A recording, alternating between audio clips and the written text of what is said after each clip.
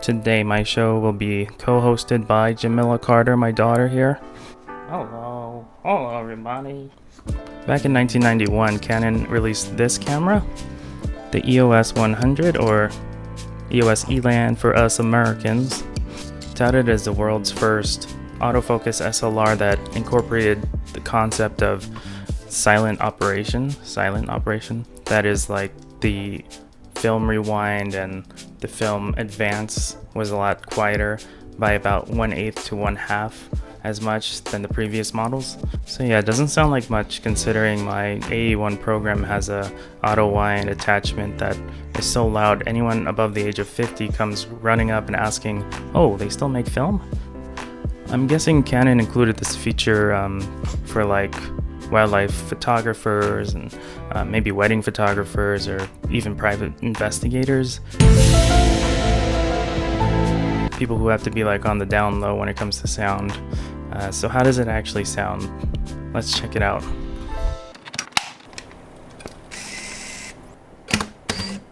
I guess it's okay. I mean, it's not that loud. It does happen to be one of my favorite cameras to use, or film cameras to use anyways. I do say that about most of them, but part of the reason why I love it is because it's built on Canon's EF lens system. I started out with a Canon DSLR, so all I've used are EF lenses. Even when I switched to Sony, I had an adapter. Even now with the Canon R6, I use that adapter. So what this means is all the lenses I have in my collection can be used on this camera. So I can go from my nifty 50 to a 35 to even the big boy 7200 if I wanted to. One other really random thing about the camera is it has this barcode reader attachment. I guess Canon had the idea to create presets in a catalog where you could scan the barcode and then the camera would set itself to the same settings that the picture in the catalog was set to. Obviously it didn't catch on too much, or at all.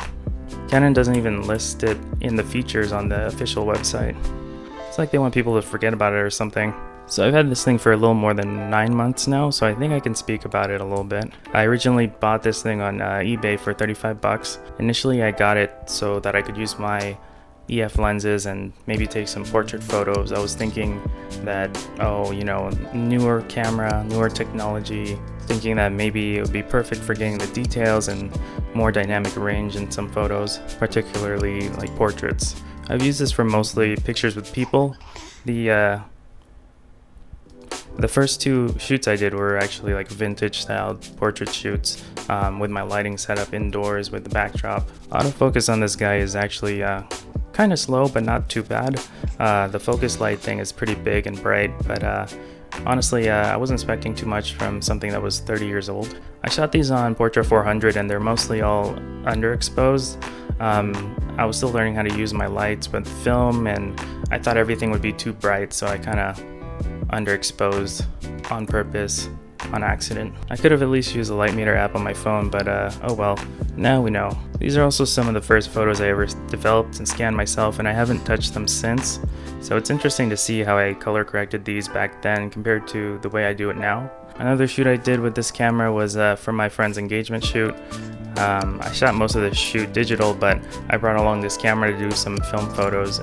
This is where things went a little sideways. I started taking photos, but when the shutter released, it wouldn't close automatically unless I turned the camera off and back on or held the shutter button down again. Also, the battery symbol would flash as if it needed a new battery, even though it was full when I turned it back on. I developed the photos and found out that the exposure wasn't affected by the malfunction, although my developing chemicals were pretty old and my temperature was a little too warm. So the pictures turned out way red, straight out scanning. This is before fixing them. I found out later that a common issue with this camera is that the battery compartment door doesn't actually hold the battery in all the way when it's closed. This usually happens after some time, I guess, because the camera's so old that the hinges aren't like strong enough to hold it in. So I was able to fix it with a piece of folded cardboard and just put it in between the battery and the door, and now it actually fits and doesn't give me that weird message as if the battery's dead even though it's not. So that's basically all I gotta say about this camera. I mean, it's one of my favorites, but it is a little bit wonky. I mean, there's better versions of it, like the Elan 7, But for 35 bucks, this is a pretty cool little Canon DSLR that uses all the EF lenses that I have.